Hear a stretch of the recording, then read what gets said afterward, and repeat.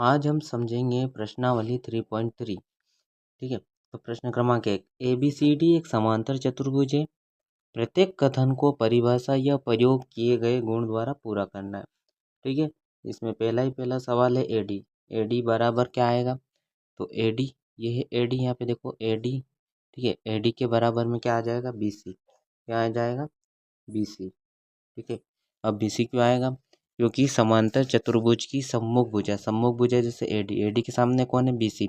तो समांतर चतुर्भुज की सम्मुख भुजाएं क्या होती है? बराबर माप की होती है। बराबर माप की जैसे इसका मान है अगर 90 डिग्री, ठीक है, इसका मान 90 डिग्री है तो इसका मान भी क्या होगा? 90 डिग्री होगा। ठीक है, ये आया समझ में? ठीक है, अब दूसरा देखते हैं हम। कौन DCB। ठीक है, तो कौन DCB बराबर क्या हो जाएगा? कौन DAB। क्या हो जाएगा? कौन DAB। ठीक है, क्या हो जाएगा? कौन DAB। कौन DAB क्यों होगा? क्योंकि समांतर चतुर्भुज के सम्मुख कोण बराबर होते हैं। सम्मुख कोण जैसे ये है DCB, क्या है? DC और B। ठीक है, DCB के सम्मुख कौन है? DAB। कौन? DAB। ठीक है, तो ये क्या होते हैं? बराबर होते हैं। ठीक है, अगला देखते हैं हम। इसी में सवाल नंबर 3, OC। ठीक है, ये बीच में क्या है? O है। ठीक है, OC के बराबर में क्या हो जाएगा? OA। अब OA क्यों होगा?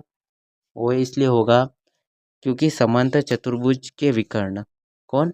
समांतर चतुर्भुज के विकर्ण एक दूसरे को समद्विभाजित करते हैं। एक दूसरे को क्या करते हैं? समद्विभाजित, यानी कि क्या कर रहे हैं? एक दूसरे को समद्विभाजित कर रहे हैं बीच में। ठीक है, अगला सवाल हम देखते हैं। ठीक है, अगला सवाल देखते हैं, सवाल नंबर 4। इसी में कौन DAB। ठीक है, ये है कौन DA और B। कौन DAB प्लस कौन कौन हो जाएगा एक और CD और A। ठीक है, CDA, दो कौन है तो इन दोनों का मान क्या होगा? 180 डिग्री। क्या होगा? 180 डिग्री। 180 डिग्री क्यों होगा? क्योंकि समांतर चतुर्भुज के आसन कोण, समांतर चतुर्भुज के आसन कोण क्या होते हैं? आसन कोण क्या होते हैं? आसन कोण पूरक होते हैं, समपूरक होते हैं। क्या होते हैं? समांतर चतुर्भुज के आसन कोण समपूरक होते हैं। इसलिए कोण DAB प्लस M कोण CDA बराबर क्या हो जाएगा? 180 डिग्री।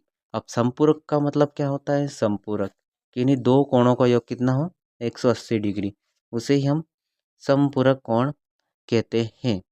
ठीक है, और आसन कोण का मतलब क्या होता है? आसन कोण का मतलब ये होता है जब दो कोणों में से एक भुजा उभयनिष्ठ, उभयनिष्ठ मतलब कॉमन होती है, उन्हें हम आसन कोण कहते हैं। जैसे अगला हम एक न्यू पेज लेते हैं। ठीक है, न्यू पेज लिया मैंने। ठीक है, ये ठीक है, ये हमने एक आकृति बनाई। ये हो जाएगा A। ठीक है, ये हो जाएगा B और ये हो जाएगा C और ये हो जाएगा D। ठीक है, तो क्या इसमें हम देखते हैं, एक कौन हो गया? ABD। क्या हो गया? कौन? ABD। और एक कौन हो गया? CBD। ठीक है, तो ये B क्या है? इसमें ये B क्या है? उभयनिष्ठ है। B क्या है इसके अंदर? उभयनिष्ठ है। क्या है? उभयनिष्ठ का मतलब ये कॉमन है। ठीक है, तो उसे हम बोलते हैं आसन कोण। ठीक है,